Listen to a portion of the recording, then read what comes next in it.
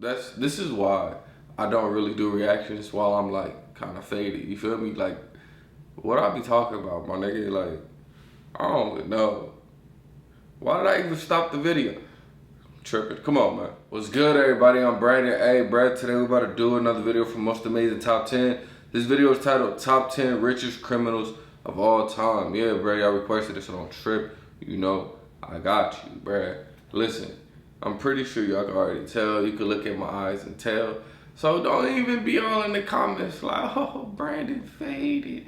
Brandon high out his mind. Yes, I am faded. Y'all know I like to take edibles here and there, bruh. I can't even say here and there because a nigga be getting high like 4-5 days a week. It just happens, you know what I mean? It just, look, bro, I'm chilling.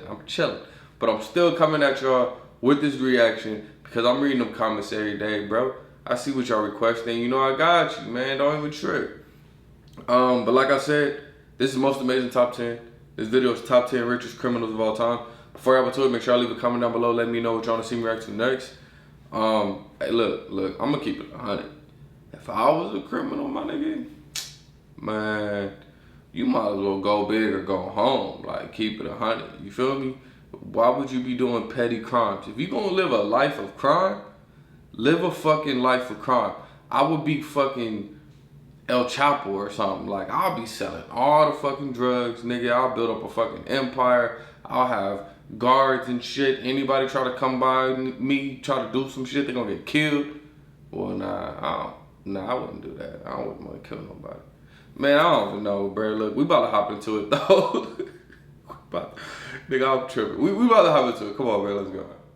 Hello and welcome back to Most Amazing Top 10. I'm Rebecca Felgate and today we're talking about the top 10 richest criminals of all time. While it may seem pretty clear that crime does pay, it's a short-term gain. Should you be wondering where these criminals are now, spoiler alert, they're almost all in jail or dead. Coming in at number 10, we have Anthony Salerno. He was also called Fat Tony and he had $600 million. Fat Tony has become synonymous with the stereotypical gangster as he would often wear a fedora and could be seen chomping on a cigar. Born in East Harlem in 1911, Fat Tony made his money as a New York mobster. He was originally a member of the 116th crew, which was behind a major loan sharking operation. This was originally headed up by Trigger Mike, but when Trigger Mike went on the run, Fat Tony took over. He eventually made most of his fortune in a numbers racket operation. He was eventually imprisoned in 1986 and died in 1992. Coming in at number 9, we have the ever-elusive El Chapo, worth $1 billion or more. El Chapo. Real name Joaquin Guzman, El Chapo is head of the Mexican Sinaloa cartel. He became Mexico's drug kingpin in 2003 and is known as the most powerful drug trafficker in the world. Thought to be worth at least $1 billion, El Chapo specializes in cocaine and is widely considered to be the next Pablo Escobar and also is currently public enemy number 1 in America. He was first sent to prison in 1993, but he was able to escape in 2001. He escaped prison a second time in 2015, but was caught again and then extradited to the USA in 2017. He's still alive, but it seems unlikely he'll ever escape prison again. Next up, the only woman on our list, and she is fascinating. We have Griselda Blanco, aka the Godmother or the Black Widow. She was reportedly worth $2 billion before her death. This absolutely vicious woman was a leading member of the Medellin cartel. A rare female drug lord in a male-dominated field, Griselda was every bit as fierce as her male counterparts, or perhaps even worse. She ordered 200 deaths in her time, and the Colombian national was a huge influence in the Miami drug war. Raking in the cash and racking up the bodies, Griselda was eventually sent to prison, although later released. She was killed in Colombia in 2012, aged 69. Coming in at number 7, we have the Rodriguez Orahula brothers, worth $3+ billion. The Orahula brothers formed the Cali cartel, a Colombian drug smuggling group. These guys at one point were responsible for nearly all of the product in the United States and Europe. These two drug lords made a a heck of a lot of money, although it does have to be said that the Cali cartel were much less violent than the Medellin cartel. Eventually, the pair of brothers were arrested and their assets seized. Both are imprisoned at separate jails in the United States. Another Colombian drug lord at number 6, we have Carlos Lida. He individually had $2 billion or more. Carlos Lida was one of the co-founders of the murderous Medellin cartel. He was in charge of drug running from Colombia to an island in the Bahamas off the coast of Florida. He used to use a stolen light aircraft. Carlos was also a member of the guerrilla group MAS, a violent retaliation group that fought against the kidnapping of cartel members and family members. He was eventually extradited to the US in 1987 and sent to prison for 55 years. Coming in at number 5, we have Kun Sa, worth $5 billion. Kun Sa was a Shan warlord from then Burma. Seizing Shan and Wa, Kun went into the opium production trade and also the heroin trade, making himself a very successful and a very rich drug lord. Despite requests from the US government that he be extradited when he was discovered shipping heroin, the Burmese government allowed him to stay in the country. He died in 2007, aged 73. Coming in at number 4, we have Al Capone with $100 million.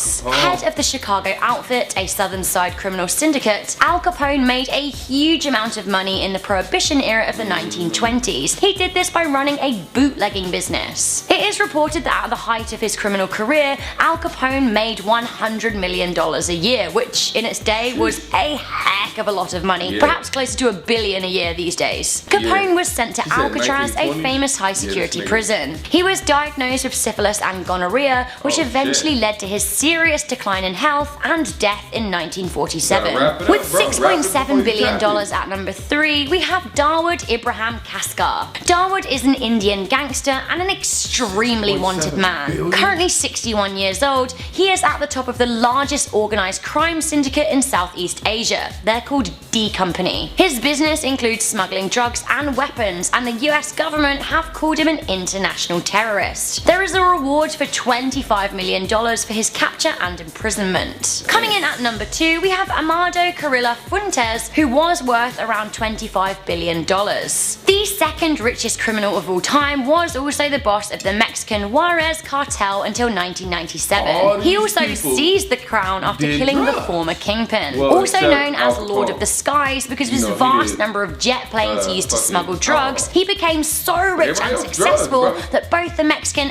and American governments wanted him arrested. As a result of the mountain of pressure for his capture, he underwent drastic plastic surgery to change his face. Unfortunately for him, his rise to power had left a sour taste in many mouths, and he was murdered along with the surgeons whilst he was under the knife. Finally, at number 1, we have Pablo Escobar, who before his death was worth up to $30 billion. Everybody knows Pablo Escobar as the most infamous drug lord of all time. The man was so stinking rich at one point that he even had his own zoo. The richest criminal of all time before his murder in the 90s, he was worth an estimated $30 billion, which is like $55 billion today. His drug network was the Medellin cartel, and he had trade routes across the world. His resume is pretty extensive, so it's actually worth researching this guy in his own right. Suffice to say, he waged a brutal and bloody war within Colombia, although many Colombians do still hold him in high esteem. He was shot and killed by the police the day after his 44th birthday. If you guys haven't watched Narcos yet, I also would recommend it. So guys, that was the top 10 richest criminals of all time. Yeah, that's what I was talking about, Narcos. Yeah, I'm about to start watching. I heard it was good. I actually watched like 4 episodes already, and I'm fucking with it. It's pretty cool. I'm gonna watch it some more. But another great video for Most Amazing Top 10. Thank y'all so much for requesting it. Bro, look, like I said, if